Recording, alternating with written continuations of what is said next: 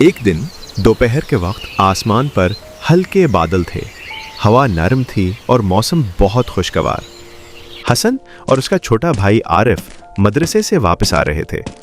راستے میں انہیں ایک اونچا کھجور کا درخت نظر آیا جس پر تازہ اور رسلی کھجوریں لٹک رہی تھیں۔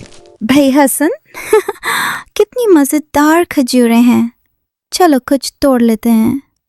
حسن نے نرمی سے سمجھایا، عارف، یہ ہمارے نہیں ہیں، ہمیں اجازت کے بغیر کسی کا مال نہیں لینا چاہیے۔ اتنے میں اچانک ایک عجیب سی سرگوشی عارف کے کانوں میں گونجی۔ کیا فرق پڑتا ہے؟ کوئی دیکھ تو نہیں رہا، صرف 2 کھجوریں ہی تو ہیں، اتنی ساری تو ہیں یہاں۔ عارف نے حیران ہو کر چاروں طرف دیکھا، لیکن وہاں کوئی بھی نہیں تھا۔ وہ ڈر گیا اور بولا، بھائی، یہ آواز کہاں سے آئی؟ حسن نے اپنے آس پاس غور سے دیکھا۔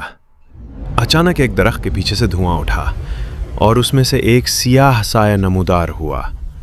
اس کا جسم عجیب تھا، آنکھیں آگ کی طرح سرخ اور آواز میں وسوسہ تھا۔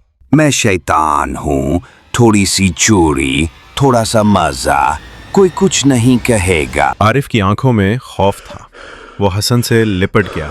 حسن نے مضبوطی سے اس کا ہاتھ پکڑا اور بلند آواز میں پڑھا، اعوذ باللہ من الشیطان الرجیم۔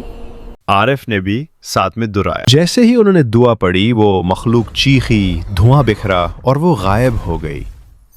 چاروں طرف سکون چھا گیا، فضا میں روشنی لوٹ آئی۔ عارف نے آہستہ سے کہا، بھائی، اگر آپ نہ ہوتے تو شاید میں اس شیطان کے جھانسے میں آ جاتا۔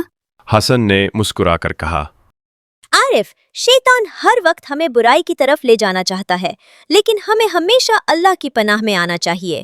جب بھی دل میں برے خیالات آئیں، فوراً اللہ کو یاد کرو۔ پھر دونوں بھائی خوشی خوشی گھر واپس لوٹے۔ انہوں نے یہ سارا واقعہ اپنی امی کو سنایا۔ ماشاء اللہ میرے بچوں، تم نے بہت اچھا کیا۔